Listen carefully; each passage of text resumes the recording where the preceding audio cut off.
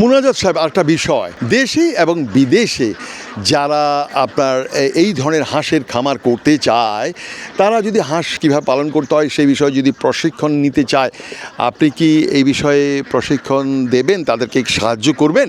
অবশ্যই দেবো, যেহেতু আমি তো প্রশিক্ষণ নিজেই ছোটোবেলায় হাঁসের নিজেই প্রশিক্ষণ নিয়েছি। আমি নিজে হাঁসের ভিতরে কী করতে হয় না জানি।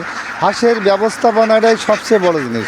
যেহেতু হাঁসের ব্যবস্থাপনায় হাঁসের থাকা জায়গা, হাঁসের হলো গোসল করা জায়গা, হাঁসের হচ্ছে পানি খাওয়া জায়গা। তার মানে আপনি প্রশিক্ষণ তাদেরকে দিতে পারবেন এই বিষয়ে, এই ব্যাপারে কি আপনি কোনো পয়সা নেবেন নাকি তাদের কাছ থেকে? অবশ্যই না। আমার দেশ ও বিদেশের ভাই ও বোনেরা যদি আমার সাথে সহযোগিতা সাহায্য চাই, আমি অবশ্যই, আমার কোনো টাকা পয়সা লাগবে না। আমি দেশে বিদেশে ভাই যারা বেকারত্ব শিক্ষিত ভাই বোনরা বসে আছে, তাদের জমি আঙ্গানায় কাঙ্গানায় পড়ে আছে, এই জমিগুলা কাজে লাগিয়ে যাচ্ছে হাঁসগুলা যদি তারা হাঁসে যারা।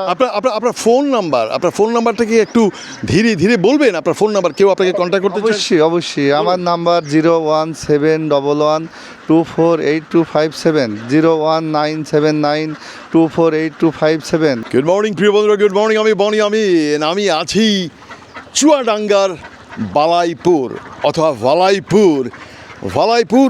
এখানে বাণিজ্যিক পদ্ধতিতে এখানে হাঁস উৎপাদন করা হয়ে থাকে। এটাকে বলা হয় হাঁসের একটি ফার্ম। এই হাঁসগুলো দেখার জন্যে হাঁস বিষয়ে কিছু কথা আপনাদেরকে বলবো, যে বাণিজ্যিকভাবে কিভাবে লাভজনকভাবে হাঁস এখানে চাষাবাদ করা যায়। চাষ মানে কি লাঙ্গল মেরে চাষকে চাষাবাদ বলে না।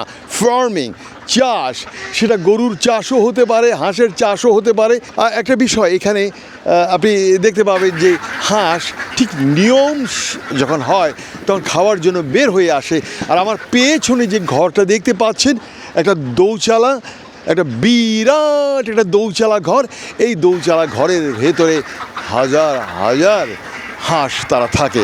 তবে একটা প্রবাদ আছে, আমার জন্মদেশের নেতাদেরকে পেট পুরে খাওয়ালো এদের ভরে না। ঠিক একইভাবে হাঁসটাকে শুধু খেতেই থাকে। হাঁসের যে পাকস্থলী যদি একদম মাটিতে লেগে যায় তবুও সে খাবে। এই খাওয়া তার থামে না। এই যে দেখতে পাচ্ছেন হাঁসগুলো কীভাবে ঝাঁপিয়ে পড়ছে খাওয়ার উপরে। আমি আছি চুয়াডাঙ্গার ভালাইপুরের মুনাজাত অ্যাগ্রো ফার্মে। এগুলো কি আজকের দিনের কালেকশন? এগুলো আজকের দিনের কালেকশন। আজকের দিনের আন্ডা দেখতে পাচ্ছেন।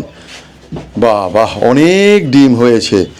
আচ্ছা, এখনো মনে হয় এখনো সদ্য তাজা ডিম একদম। এই একটা ডিম কত করে? একটা ডিম আজকের বাজার 14 টাকা। 14 টাকা করে। আপনার কাছ থেকে যিনি কেনে পাইকারি বা হোলসেলার, তাকে কত বিক্রি করেন? আমরা হলো হোলসেলার দিই, সেটা 14 টাকা পিস। হোলসেলারকে আপনি 14 টাকায় দেন, আর হোলসেলার খুচরা বিক্রেতা ওরা কত করে বিক্রি করে বাজারে?